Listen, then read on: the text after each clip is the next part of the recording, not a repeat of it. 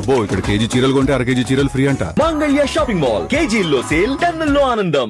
22A తమ భూములు పెట్టద్దు అంటూ షామీర్పేటలో బొమ్రాస్పేట రైతులు ఆందోళనకు దిగడం, కేబినెట్ మీటింగ్ తర్వాత మంత్రి పొంగులేటి ఆ వ్యవహారంపై స్పందించడం చర్చనీయాంశమైంది. దానికి సంబంధించిన బ్రేకింగ్ ఇది. 22A ఇప్పటికే సమీక్ష చేశామంటున్నారు పొంగులేటి. యుద్ధ ప్రాతిపదికన క్లియర్ చేయాలని చెప్పామంటున్నారు. ప్రభుత్వ భూమి కాకపోతే వెంటనే క్లియర్ చేసేస్తామంటున్నారు. క్యూరు పరిధిలో సబ్ రిజిస్ట్రార్లతోటి చర్చించామంటున్నారు పొంగులేటి.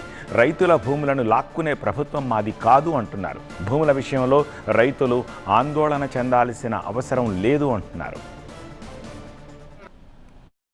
జెన్యూన్ గా ప్రభుత్వ స్థలాలు కాకుండా ఏవైనా ప్రొహిబిటెడ్ లిస్ట్ లో ఉంటే అది ప్రభుత్వానికి సంబంధించింది అయి ఉండుండకపోతే, న్యాయస్థానంలో కోర్టులలో ఉండుండకపోతే అటువంటి వాటిని యుద్ధ ప్రాతిపదిక మీద ఆల్రెడీ ఇప్పటికే గతంలో ఉన్న జీవోలు ఎక్కడెక్కడ ప్రొహిబిటెడ్ లిస్ట్ లో ఉంది, ఎక్కడెక్కడ ప్రొహిబిటెడ్ లిస్ట్ లో లేదు అనేది ఈ రోజు ఈవినింగ్ కల్లా అన్ని వెబ్సైట్లలో కూడా అప్లోడ్ చేసి అది జనరల్ ఇన్స్ట్రక్షన్స్ గా రిజిస్ట్రార్లకి ఎంఆర్ఓలకి ఇన్స్ట్రక్షన్ ఇవ్వటం జరిగింది.